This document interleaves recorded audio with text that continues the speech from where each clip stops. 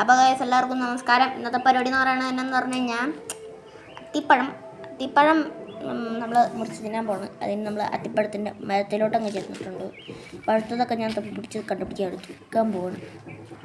ഇല്ല ശരി ഇടുന്നില്ല. അതാണ്ടിരിക്കും. ഇത്രയുണ്ട്. കണ്ട കേശ് എല്ലാം മുഴുത്ത തന്നെ എൻ്റെ കയ്യുടെ അത്രയുണ്ട്. നമ്മളിത് പറിച്ചെടുത്ത്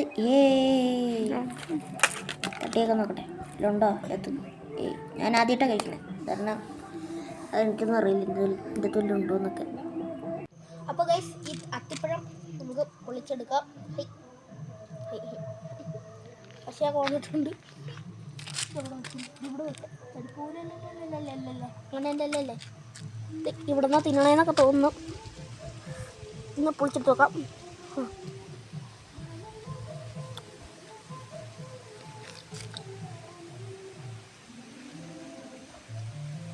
ഇതെല്ലാം തിന്നേണ്ടത്.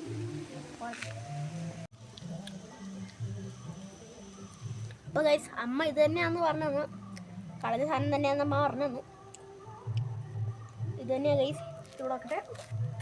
അല്ല 3 കഷ്ണം ഇട്ട് തിന്നാം.